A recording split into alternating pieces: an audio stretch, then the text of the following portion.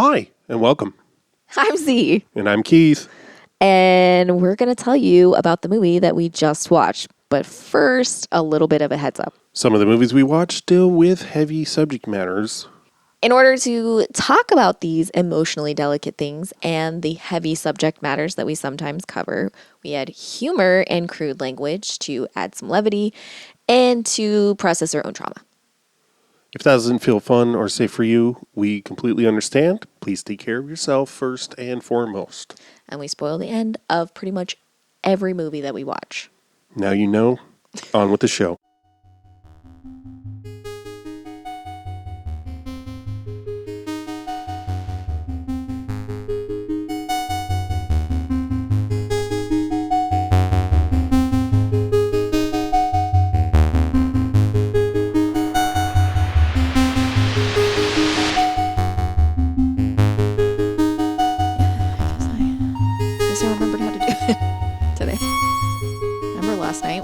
Recording and I just suddenly lost all ability. Yeah, I can't wait to see what actually happened.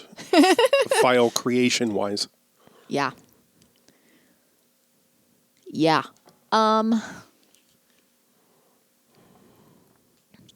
Apparently this film is like, everyone thinks this is like a super accurate film to law. Everything kept being like, there's a lot of trivia about that. Yeah. I started to watch one of the only videos that came up in short order when I searched YouTube. Everything was just clips and trailers, but yeah. There's a channel called, I think it's called Legal Eagle or something. Mm-hmm. He's just a, conventionally attractive young white lawyer guy who sometimes will watch a movie or whatever or break down the legal accuracy media. And he said lawyers love this movie. Yeah. But that doesn't necessarily mean that it's accurate. Okay. Apparently, former prosecutor Kamala Harris loves this movie too. Her favorite movie, presumably. So. You have to think about it because, like, when we get rid of all the cops, who's going to put people in jail? Judges. So we'll need them. Just more judges. Still my favorite argument about how Kamala's a great person. Oh, well, yeah. She wasn't a cop. She was a judge. Bitch, what she the wasn't fuck? Even she was a prosecutor. She was a judge, too, I think, for a while. Really? I think so. I mean, that's what people kept saying, so. BFD. Like, great. Also, with her power, she put a lot of trans women in male prisons. Yeah, and just a bunch of black people in general, too. Yeah, she's a great... Just think, we could have had a not only a post-racist president, but a post-feminist. Well, you remember how she was the Democratic nominee. She was also... Anyway, Yeah. Oh, I already forgot what I wanted to say. Shit. My Cousin Vinny. No, it wasn't about that. Oh, just to connect a dot. You said it, but to be clear, what? I've been talking for half an hour. I don't even know how that's possible. Wow, that's impressive. No, really? Nope. Okay. 3 minutes. 14. I was looking at the seconds, not the... Okay. Just making up numbers. 4. I want you to remember what you're saying, but the birds have been going fucking nuts out there the past couple days. Yeah. Wild. I know. I just look out the window and I see them being like, goof, goof, goof, goof, goof. I'm like, what the fuck? I'm a little nervous for our park squirrels. The squirrel population. They're just getting harassed by robins and... Yeah. And that's the thing. They're not like crows. They're like little tiny birds going ape shit. I'm like, y'all are having a field day. It's Christmas for y'all. I guess. Anyway, what you were saying. No, just to connect the dots that... Yeah. Literally, it's if you're in prison, if you're convicted of a crime, sent to prison, that's free labor. Yeah. Legally. Yeah. Yes. That's the part of the 13th Amendment. Yeah. So, whether it's intentional or not, making more shit illegal, not only, first of all, we have for-profit prison system. Yep. Yeah. Which, in any other non-Western, non-global North country would be considered a humanitarian crisis. Yep. Human rights violation. Yep. Just on its face. Yep. The more things you make illegal, that means more free labor. Yeah. So combine that with travel bans, ICE raids, Yep. Yeah. Okay, you deport people who are here, quote unquote, illegally. Yep. So that there's not a cheaper, illegal for a reason, because there's no protections for those workers. Yeah. But it is work. Yeah.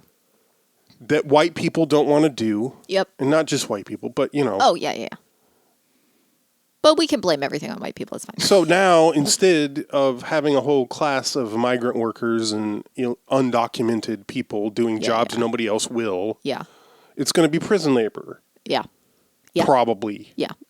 Otherwise our economy is going to collapse. It probably will anyway, because it's not happening fast enough. Right. Yeah. But, and for many other reasons, but. Yeah. Guys. Yeah. Wake the hell up, sheeple. And I think something that's hard is that a lot of people, I understand it in this sense because I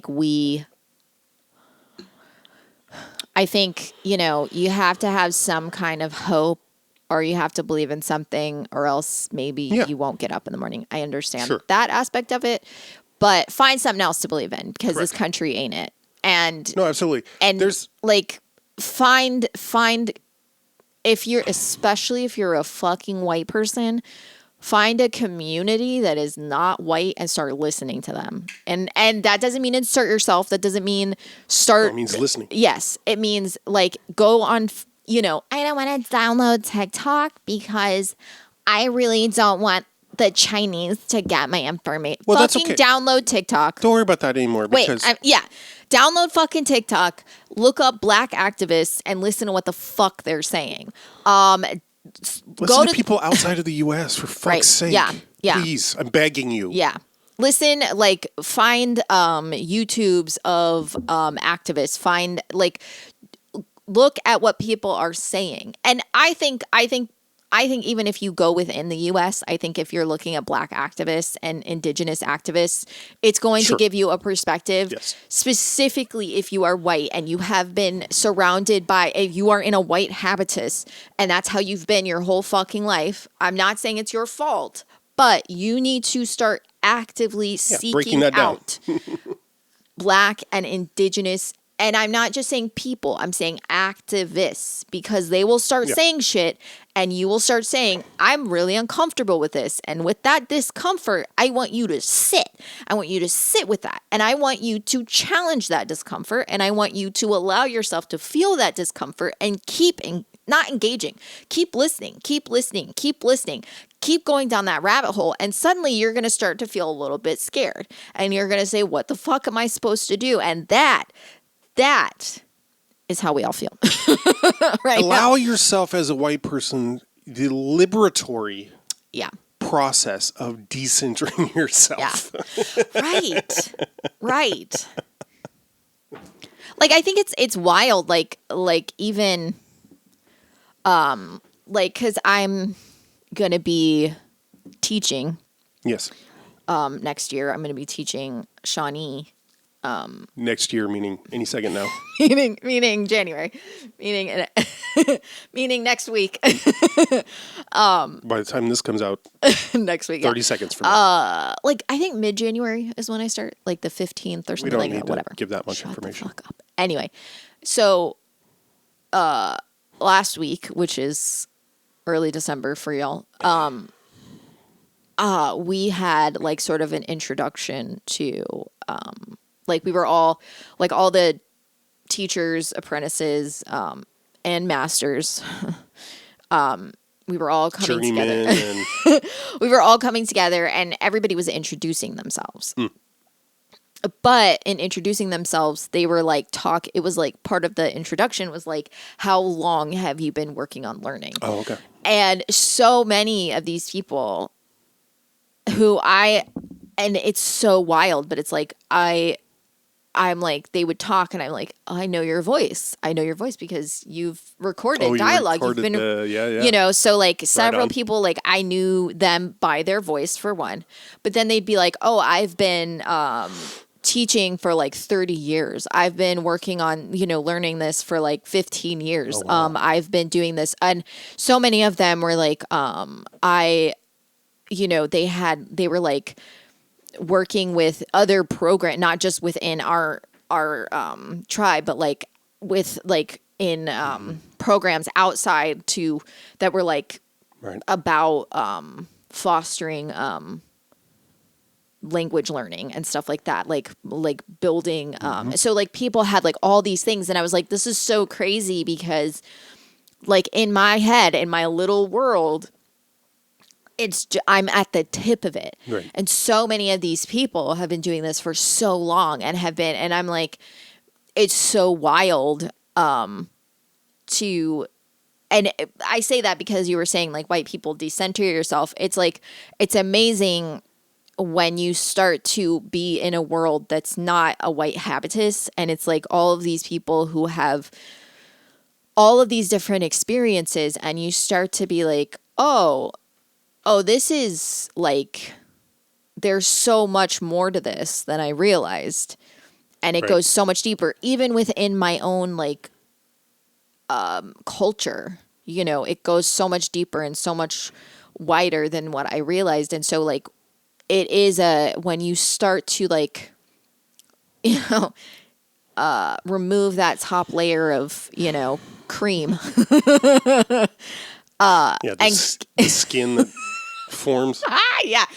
And you get this like rich culture that gets erased by what we see every day. And even the fear mongering and the, you know, the you know, so many white people, even without realizing it or without intention, their goal is to just keep us, you know, at the level we are, you know, just as long as things don't get worse, just as long as things don't get worse. And it's like, but they are already worse. They've been worse. And if they're this bad for you, they are so much worse for other people.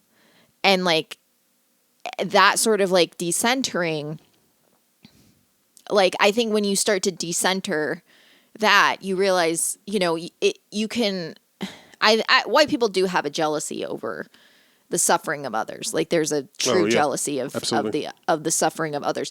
But I think if you realize that, like, if you think it's awful and you realize it's so much worse for other people, you can be like, oh, like I don't have it the worst. And you can look at it more positively and be like, if it's this bad for me and so much worse for other people, instead of being like, oh yeah, well, I still don't know. Start thinking of it as like, okay, well, what can I do with what little resources I have? What can I do with the little bit that I have? And I think when you stop centering your whiteness, when you start looking at the kinds of activism that like other communities do and the type of work that other people do, you'll see that like they've been doing this with less resources. They've been doing this with no help, no support. They've been doing this for a very long time with less than what you have. They come from less than what you came from, period. And I think that that's something that's like, you can look at that more positively. White people don't always know how to do that because they're like, I want to have the most traumatic story in the whole, you know, and it's really hard for white people to like engage with black folks, especially because automatically, just at face value, if you are white, you have not had as much difficulty as any black individual. And that's so hard for white people to ever like, okay, but what about a rich black guy? A cop would still shoot him before they would shoot you, love. I'm so sorry to break it to you. You know, like there is, you really gotta, and it's so hard. Go with that shit. Yeah, it's really hard for them to be like, oh yeah, well I had a bad childhood. Yep, and theirs was worse. Period. Period. It doesn't matter. And it's so hard. I think, you know, like you said, like,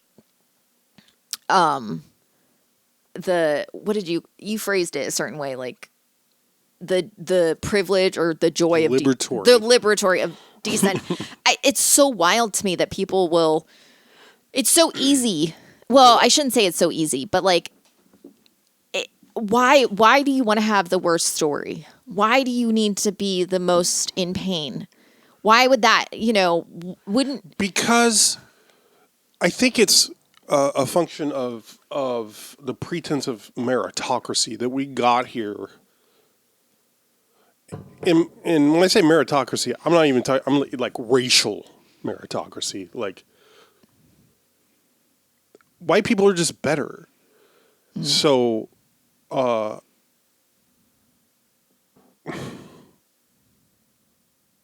it's like the other side of the coin, right? Like, right. Especially if you're like a liberal or, you know, are capable of some empathy. Yeah. Any empathy. Yeah. How do you reconcile the contradiction of we deserve this and yet yeah. I feel bad. Yeah. When I learn people suffer so that I can have the comfort I do. Yeah. I don't know if that was articulate enough, but like I don't know. Yeah.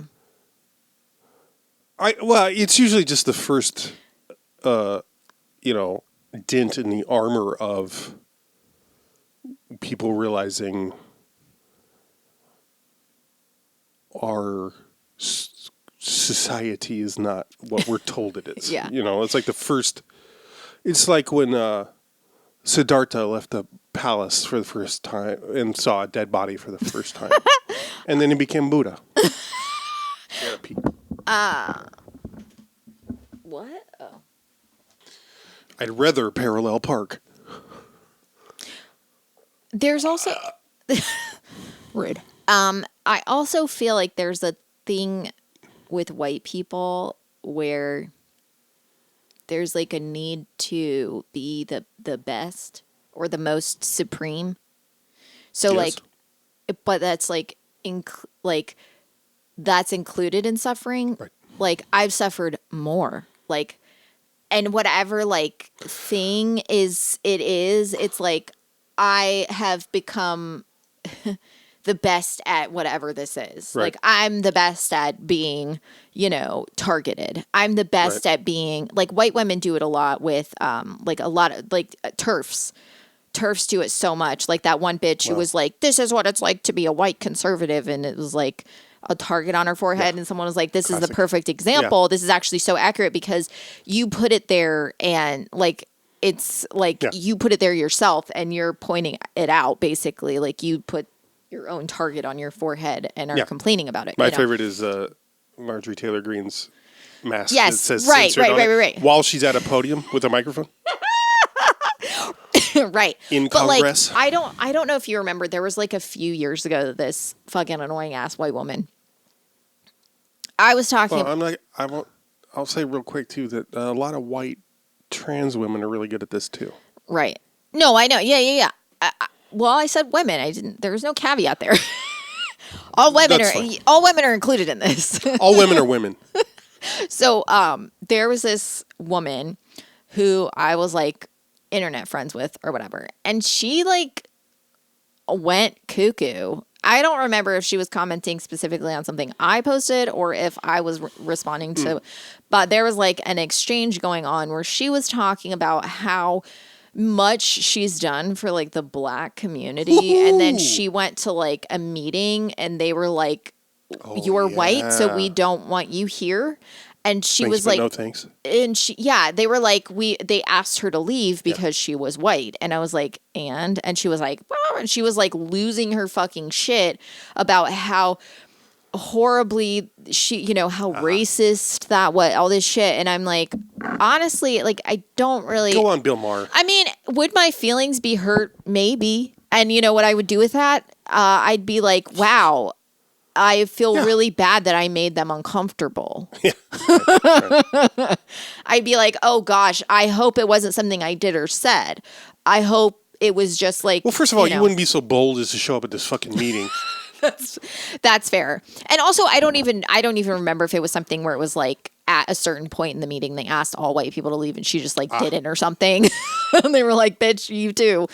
But she was like, I've done so much for Black people and whatever. And I'm like, that alone proves to me that you haven't done shit. Yeah. Because if you're tallying the score, correct. Obviously you haven't done anything for them. You've done it for yourself.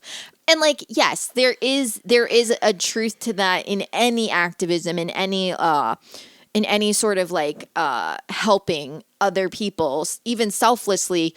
Like I would say there's no real thing as like helping someone selflessly because it does feel good. It feels good to help people and that's okay.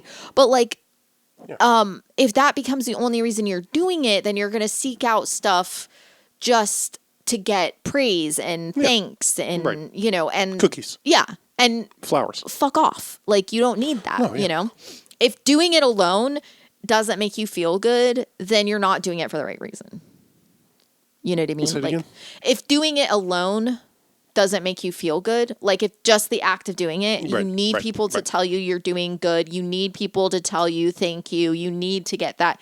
Like, then you're doing it just for show. If you need all of that. Probably. But anyway, my point is that like white people will somehow manage to center themselves in a discussion of like Black liberation. They will center themselves in a discussion of like indigenous people, like white people will use terms that don't belong to them because other people have said it around them and like they don't really understand that there's like a time and a place. Because I think another part of it, and maybe this is what you're pointing at, is like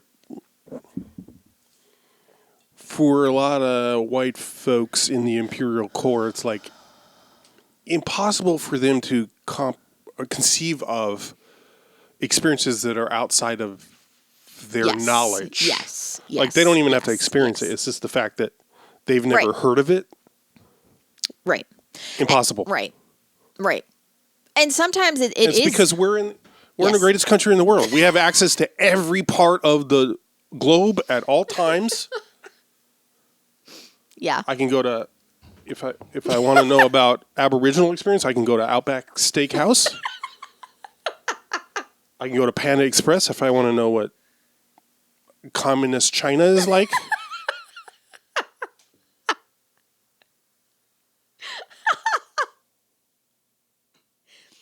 Which brings us all the way back to My Cousin Vinny, the most accurate law movie that was ever made. I bet the Chinese food here is terrible. It's great. I like the movie on face value. Like, I think it's a fun movie. It's a fun little movie. Honestly, I think Mona Lisa Vita was my favorite part of the movie. Like, won an Oscar. I know. That's kind of insane to me. The best part is I didn't know this. There was like been a conspiracy theory that it was all an accident. And yeah. Jack Palance just misspoke and nobody corrected him. Just like it happened to Warren Beatty, remember? Yeah, but he got corrected. He got corrected real fast. You're just going to poop.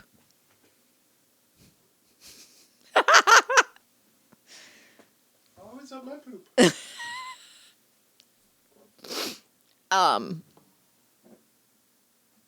Yeah, I liked her hair a lot and I liked her style a lot in the movie.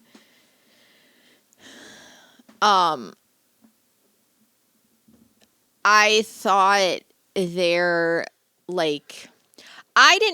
was stuff that I was like, maybe I haven't seen this in a lot longer than I thought. And also I was like, have I never actually seen it not on TV? Because I did not remember that many fuck words in it. I did not remember at all. I love it because it's only them. Well, I guess the two Utes. Yeah.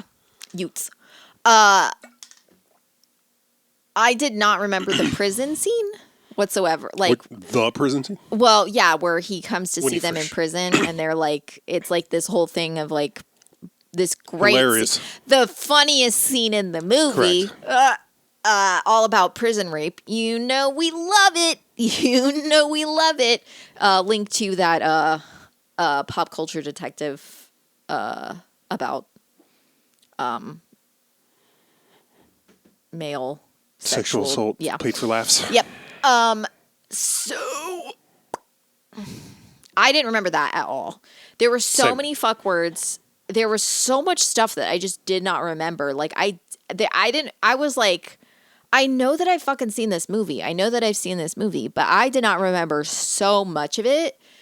And there were like the parts I did, like I remembered, they, get arrested. I was like, oh, right. He steals the tuna on accident. I don't remember any of that shit. I remember the whole premise. Like I didn't remember everything, but like as it was happening, I was like, oh, that's right. I forgot this. But then the prison scene happened and I was like, I don't remember this at all. Yeah. Well, it wouldn't be surprising if that was cut for TV. Right. That's what I'm saying. I'm like, I don't remember that at all. Apparently the two youth scene is cut for a lot of broadcasts. I thought the trivia said that. Oh, I don't remember that. One of the most iconic scenes in cinema history. history. I thought it said that was an action. The trivia, what I read of it, the trivia said that was different entry. Thank you so much. It was Buffy the Vampire Slayer. Oh my god, bitch, ass, dick. Oh. Oh. I was hoping for a C word. So it said that like the screenwriter, like that it actually happened with The director, I thought. Yeah, you're right. The director. That's who it was. Who's English? Wait, did he British. not write it too? Yeah, he did. Okay. You're right. Sorry. No, I don't know. Right, yeah. Because he is also a writer, and yeah. What? Okay. He's written a lot of the. Whatever, man. Writer Dale Launer. Oh. Director Jonathan Lynn. Yeah, he didn't understand Joe Pesci speaking. So that's why the two Utes was in there. Yeah, anyway. My favorite trivia was like, the irony is that Fred Gwynn, who plays the local judge, was from New York, and Joe Pesci isn't. Really? Joe Pesci's He was born in New Jersey. Oh, okay, whatever. Yeah. I didn't remember. You know the whole like banter they do where like he's like the sink is dripping. Yeah. And he's like, "Did you turn it off?" And she's like, "Yeah." And like they start like at first you think they're really fighting, but then she starts giving him all this techno babble and stuff, and then she's like, he's like, "How do you know it was perfectly, or what? How do you know it was the right whatever?" And she's like, "I got this certificate," and she just like rips a page out of a magazine and hands it to him. Well, in that case, how could you be sure that's accurate? Because a split second before the torque wrench was applied to the faucet handle, it had been calibrated by top members of the state and federal Department of Weights and Measures to be dead on balls accurate. Here's a certificate of validation. I was like, I don't remember this at all. But then that's what they start doing in court. When she's like mad at him and he starts like, that's the same, like they're doing that same back and forth. So it's letting you know that that's their little playful way of like interacting. Oh, okay. And I was like, I never got this before. I thought she was just excited to like be there. So I'm like, did that scene get? I was like, so many things. Like I remember that they stayed in a cabin, and I was confused about that because I know that she stands on the fucking porch and she's like, my biological clock is ticking like this.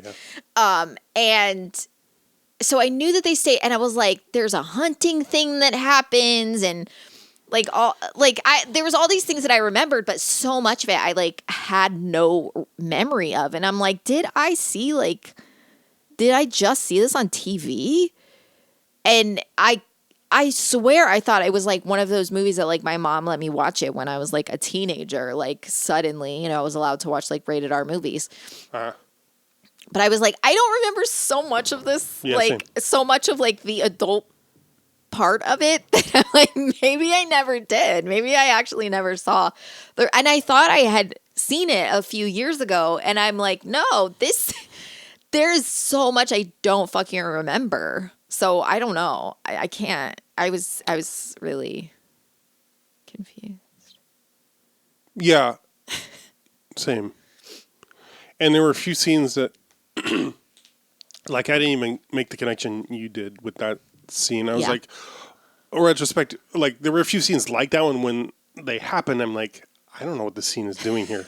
I'm trying to remember what the other one was. I don't remember if it got explained away.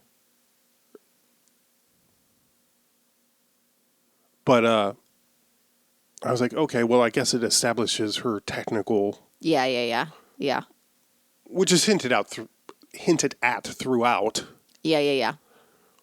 I mean, he says it at the beginning. He says she knows everything about cars, right? And the guy's like, right. But also something I didn't get at the end. He knows too. What do you mean? Like it seems like he knows. Knows what? Okay. I have to say more. I agree. Why haven't you said more already? Exactly. Bitch. I said what I said. She, like, when the reason he puts her on the stand and she explains all of that, he knows that. That's why he's putting her on the stand. He has all of that information. He sees the tire tracks. He knows all this stuff. So I'm like, so he just did it, like, so they could have that banter, basically, like to and he can't take the. I mean, he might, but well, the trivia says he could call himself as a. Okay. But the trivia was like, it's like some of the trivia entries were like, here's what also could have happened. Okay. Don't too soon after me editing the the episode on. War of the Roses, where you were like, I'm not talking about hypotheticals. Sorry. No, I was like, with that, all I'm saying, when I ended it, I was like, oh, I think we're coming at this with two different ideas. And that's why that's why we were like, what? Which happens sometimes with you and me is like. Vigilantism and don't ask, don't tell, specifically. No, you were in a bad mood that day. You were in a bad mood. And I'm a bad news bear. What are you gonna do? This thing happens, and it. Where if you're in a little, you'll get in these moods sometimes where you'll take things really personally, or like you'll argue for argument's sake, but like you don't always realize you're doing it. And I have to be like, and so sometimes it'll happen while we're recording, and I'll have to like pause and be like, "Hey, what's going on?" Or that thing is happening, and I don't really know what is happening. It's so I like sometimes that will happen, but sorry, I don't get to practice on other people much. I'm sorry. I don't get to practice. I don't get to be an asshole. Out in the world much. I know. I'm sorry. I forbid you from doing it in Facebook local groups too. So it's partially the walls are closing in. I know. I'm sorry. Pretty soon, it's just going to turn into bar fights. But no, like the trivia would be like it was talking about how. Let's imagine trying to go to a bar to start a fight with somebody, but like, Ukraine is a proxy war. Shut the fuck up. You go in there and you're like, who thinks this is about democracy? No, you go in there and you're like, everyone who has a Ukraine flag in their Facebook profile picture, stand up right the fuck now. I want to have a conversation with you and my fucking fist. That's right. I'm Joe Pesci with the dude with the vest, JT or whatever, in this movie. Oh yeah. Sorry, I didn't recognize him as being the guy with the vest. Oh. I said JT, so you had another reference. Yeah, you said and $200. JT or what? And I said, oh, when you said that. What's his defining physical feature? The fact that he's ugly and he smells bad. Not distinguishing. No, I'm just kidding. Enough. It was the $200. The bar guy with the $200. With the $200. So here's a little fun fact. My father, who just had his second double hernia surgery. Holler. He's so good at that. He likes lifting. He likes lifting more than he should. Oh. He loves at first I thought you said Lipton. No. Dude loves his iced tea. No, what are you, my family? What are you, my mom? So he... Official drink of the Edwards line of my family. Official drink of Mi Familia. Exactly right. Fuck. So, listen to the lobby if you want to get that joke. And if you want to listen to the lobby, become a patron. If you're already a patron and you're not listening to the lobby, why not? What's the matter with you? Why? You're missing out on so much. Come on. You guys listen. Now you gotta send that so I can put it in. You guys. You guys, listen. I have to tell you about my party.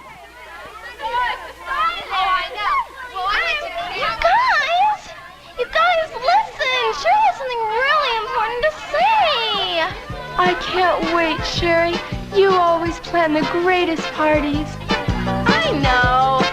Anyway, my father is originally from New York. Mi papa. So mi familia. So when he gets mad sometimes, he gets an accent. So sometimes when I get mad, sometimes I'll be like, yeah, you know, and I'm like, how is this? What is this coming? I'm like, if like anger comes out, sometimes I'll be like, I don't know, what do you think? You know, and I'm like, who is this man? I was thinking about this too during the. And sometimes if I get really excited, I also will get a little Southern. Yeah. And people are because I grew up in the South and Florida specifically. Yeah. In Florida. So Southern everywhere. And my dad is from New York. So like emotion was always like making accented. A point, getting loud was always like, you know, there was like a lot of my T's are a little blunt, you know, like, so like, it's very like, I feel like I can slip into that, like sometimes, like really easily. And where are you from? Florida? Yeah. Fucking stupid. Also, stupid was like the biggest one for my dad would say stupid. Like stupid was like the New Yorkest he would get. Right. He'd be like, don't call me stupid. You know, like don't treat me like I'm stupid. You know. Nice. From the mean streets of. Yeah, I know. Yeah. What's crazy is growing up, like, for instance, this movie, like, thinking about Brooklyn as the most New York place. And now, for the last 20 years, it's been, like, Hipsterville. Yeah. So it's very confusing. And hip hop, a lot of hip hop came out of Brooklyn. Early hip hop. Yeah. Or like that's hence when they're driving up. Yeah, the hardest core hip hop you've ever heard coming out of a white man's Cadillac.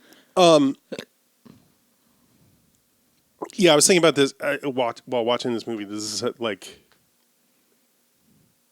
maybe the pinnacle of I'm walking here. Yeah. Other than like all the Scorsese ass fucking gangster movies of the 80s and 90s, like De Niro and Pesci's in a lot of those. Like this is as a comic version of it. Yeah. He doesn't actually say I'm walking here, but like there's so much of it is like, ooh, this culture clash between Brooklyn and Alabama. Yeah, that's always like a really funny thing to me when it's like, because I'm speaking of the Civil War. Yeah, not to brag, but I'm from a very small southern town, and there's no like, oh, you're from the big city. Oh, around here we do things differently. I've never experienced that. Like that's not really. I know. That's not really something that happens. Like usually. This was so much a trope in movies that usually when it's traveling, I would get nervous stopping at rest areas where there were like people giving coffee. Will people get? Am I gonna get right? Will people get shitty if you look like you're just passing through? Yes. And pitch an attitude. Yeah.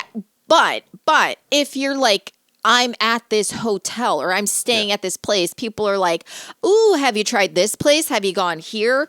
Yeah. They're excited to, because if you're in a small town, you're excited to meet somebody. Well, not just that, but it's like, I bet you've never had our Pizza Hut before. It's like,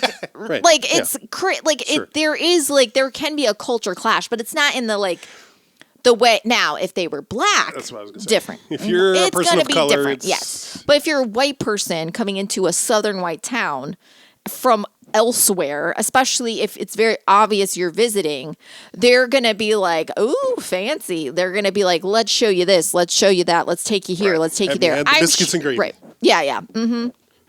Fish fry.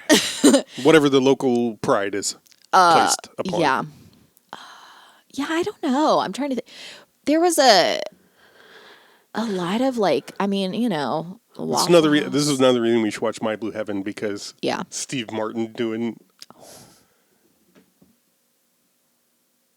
poop avalanche.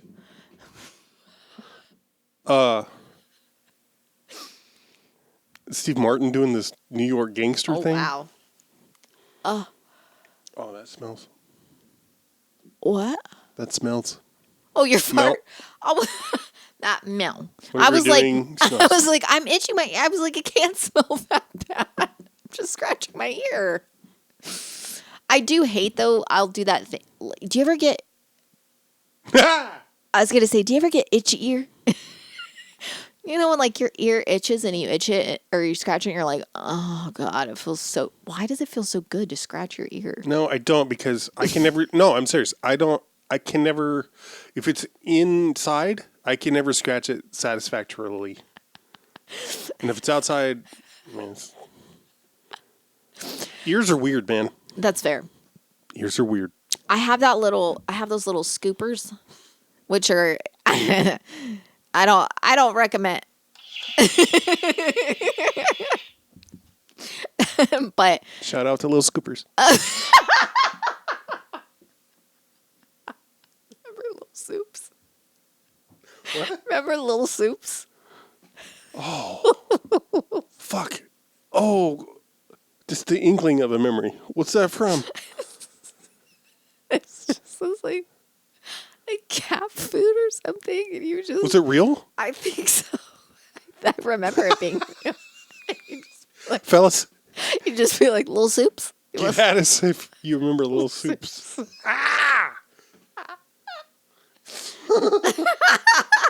Holy shit. So, like I was saying, I I don't even remember what I was saying. Fart and oh yeah, I have those little scoops. I have those little scoops. But like sometimes I'll be in my ear with them, and I just like scritch myself with them. Ooh, it's so I'll be like, oh my god, I could probably take Frisky's Little Soups.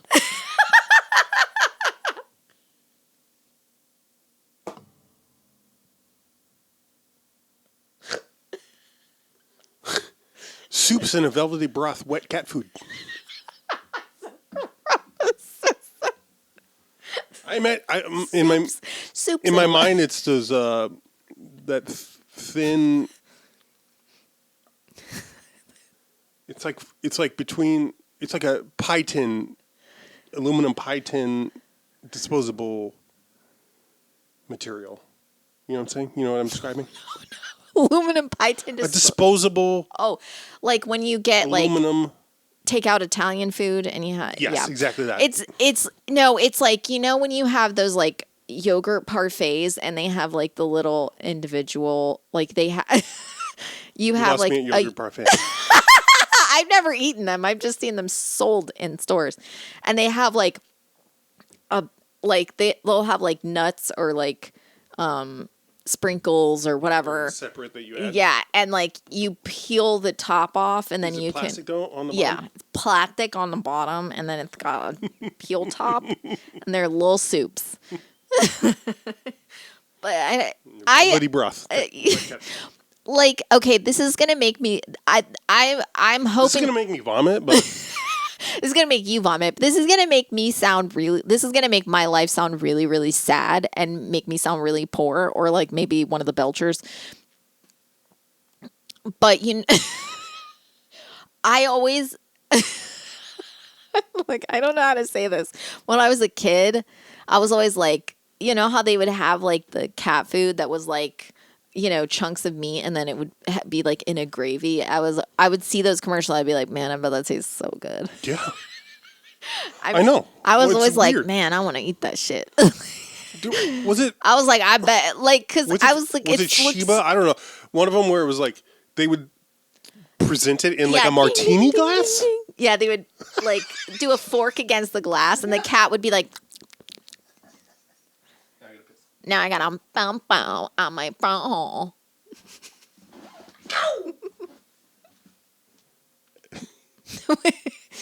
He went with yogurt parfaits. I don't know. And just like it looks like fucking like the jams you get at a diner or what.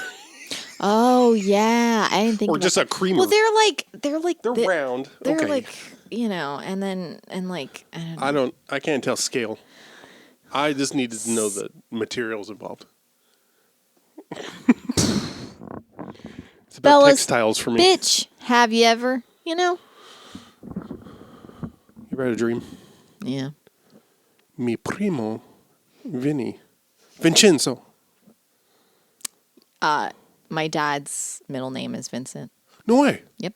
Oh. JV. Yep. University. Yep. Snyder. Yep. Just doxing my dad. You.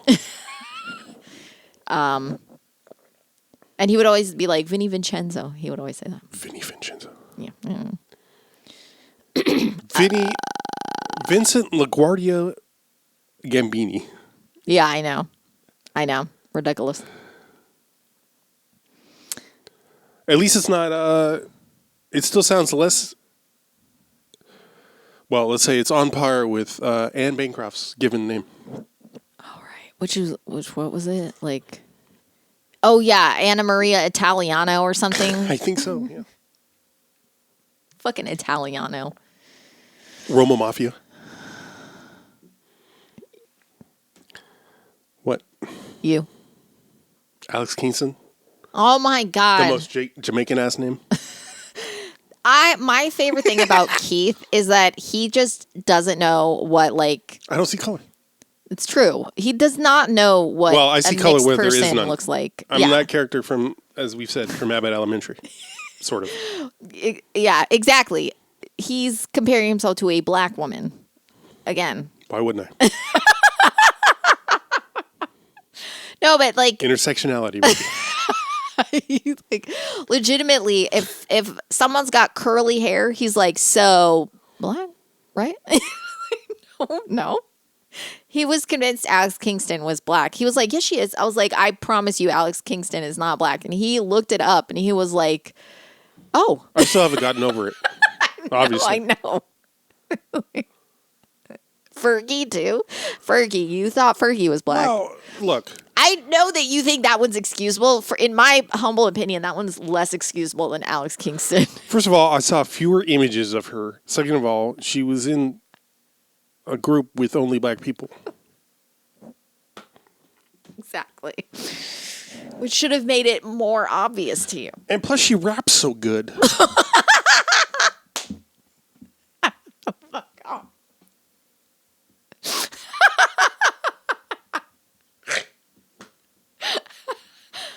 Oh. So, I'll be up in the gym just working on my fitness. He's my witness. Ooh-wee! What do you recommend, my Cousin Vinny? Sure. Oh my God, it's the last one of the... So which one's your... Do you want to talk about the movie anymore? We don't have to. You just tell me it's been... We've been doing this for... It's been an hour since I last checked in. Since you last checked in. So it's 5 seconds ago? No. I'm saying like since I last looked at the time. When it was 15 minutes? When it was 50 minutes, yeah.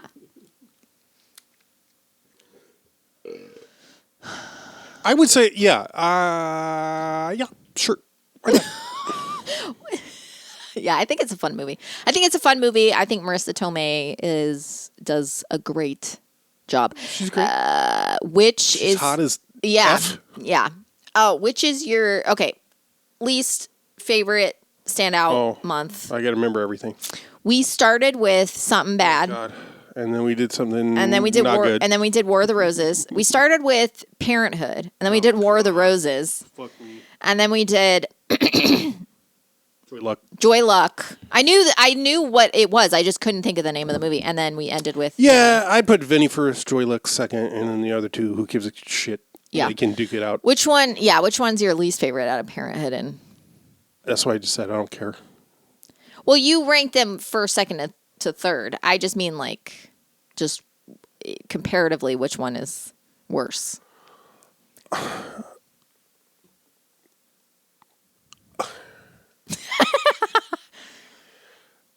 War of the Roses has Danny DeVito. Right. And it almost has something interesting about it. And it has some good shots, some good cinematography. Right. Cinematically, it's more defendable, I guess. Yeah. But, boy. It feels more like a movie to me than Parenthood did. Correct. Yeah, same. So, Parenthood, worst. Yeah. Despite Keanu, love you, boo, but not worth it. Both of them are just so intense. Yeah. Blinding whiteness. Yeah. It's just hard to... I think Joy Luck and Vinny tie for me just because clearly I was emotionally compromised and I was just weeping the entire Joy Luck experience. Yeah, I know. I feel racist putting it second, but... No.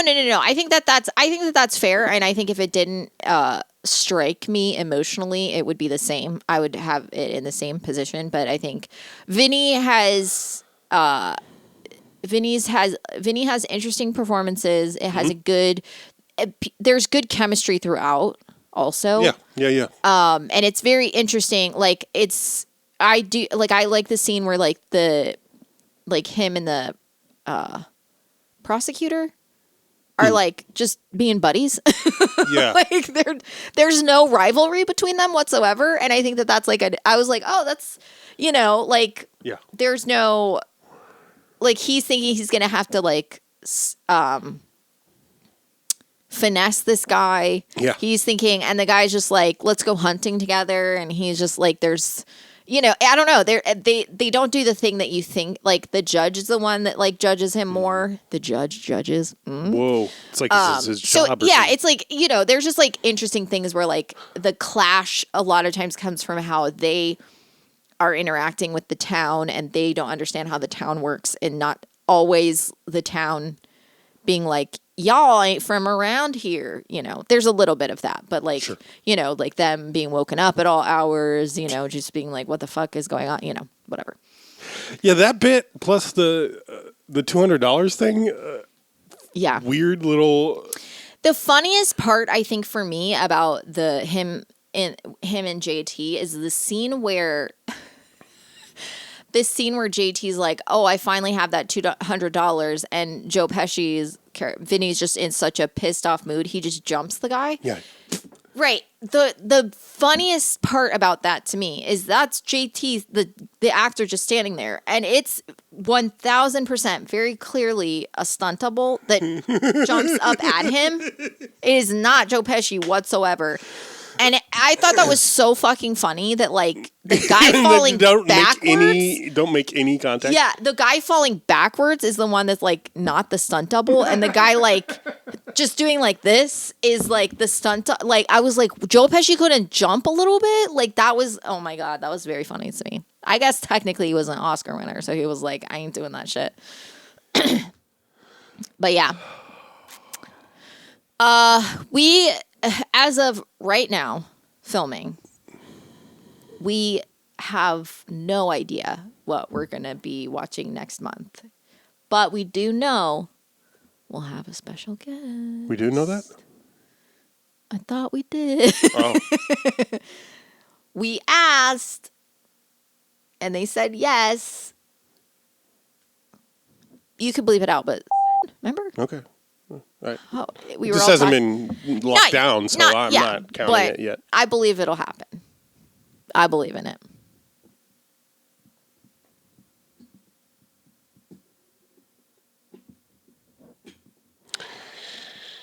Fred Gwynn's last feature film. What if one little pop could open a world of wonder? So sensory, so satisfying.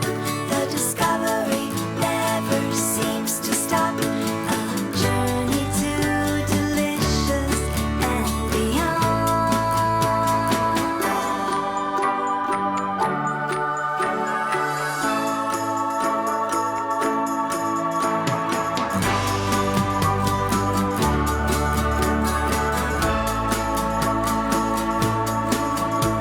Exciting your cat day and night with endless enchantment.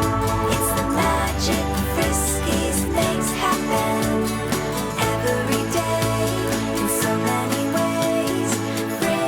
Friskies feed the senses. Mi familia.